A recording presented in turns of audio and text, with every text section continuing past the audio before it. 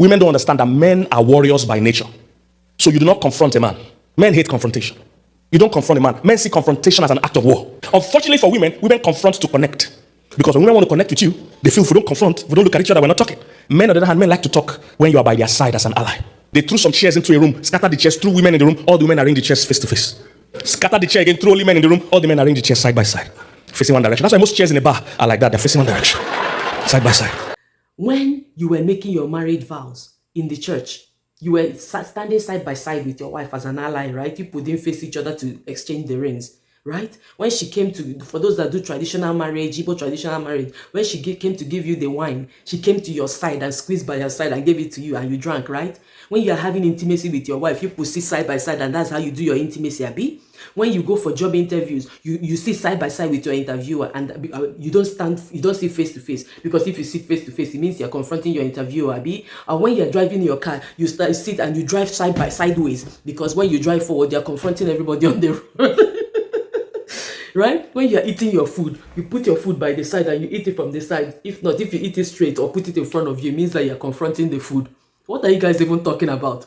Please, please, these men will bend over backward. They will do whatever it takes just to support and uphold misogyny and to put women down. I think he's actually trying to say men hate accountability, because what is he talking about? He's saying that women confront to connect. What's his definition of confrontation in the first place? For him, confrontation is simply when you call someone and say, okay, can we have a heart-to-heart talk?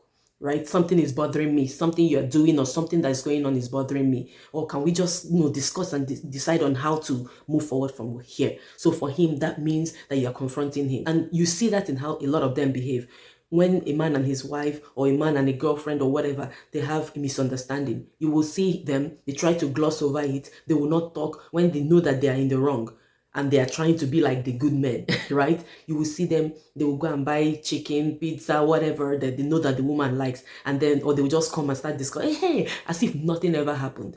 Or they prefer to basically kiss and make up, as if that is the solution to problems. But if that pattern of bad behavior or poor choices that they are making keep happening, no matter how many times you people go for intimacy, no matter how many basins of chicken you buy, whatever is crying in the bush is still crying in the bush. So for them, they prefer not to have those uncomfortable conversations. And that is why a lot of marriages are breaking up. A lot of women are very resentful to their husbands, and the husbands have no clue. They're living in la la land, doing whatever they think they're doing. Oh, I'm a good husband, I'm providing, I'm protecting, and this. But they have not tackled the main issue. There's no way you can build on a foundation that is broken.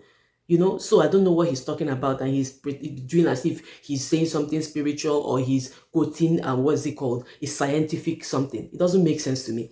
He's also saying men like to talk when you are side by side with them like an ally.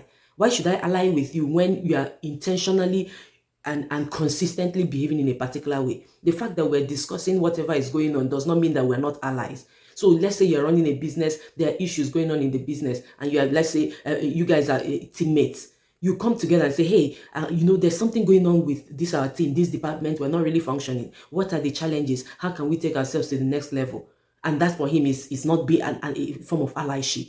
True people, Bible says that can two work together except they agree. So if you say that your wife having a face-to-face talk with you is confrontation, is her not being an ally, then it is just equivalent to someone that does not want to be told, whatever they are doing wrong. They prefer to walk into destruction without nobody correcting them. And that is not what women are signing up for, because most of these men that are like this, they're the ones that say they're the leaders. They want their wives to submit. So they want a wife to zip her mouth and walk into destruction with them. So if that's the kind of allyship they're looking for, unfortunately, we women of today, believers for that matter, we are signing out. We're signing out. We're not part of that arrangement. If he says that men prefer to sit side by side and women prefer to, have face-to-face conversations, who says that we have to do it the way men like?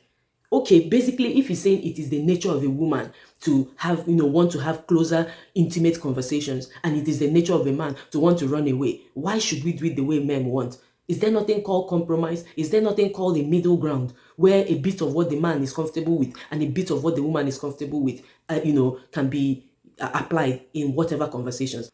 So, my dear sisters, it's time for you to ditch these things. It doesn't make sense. Even common sense tells you that all he's spewing out there does not make sense. Please refuse to subscribe to these things. When you do so, you are putting yourself down. You are giving up your freedom as a human. You are giving up your agency. And that is something you must never do as a human.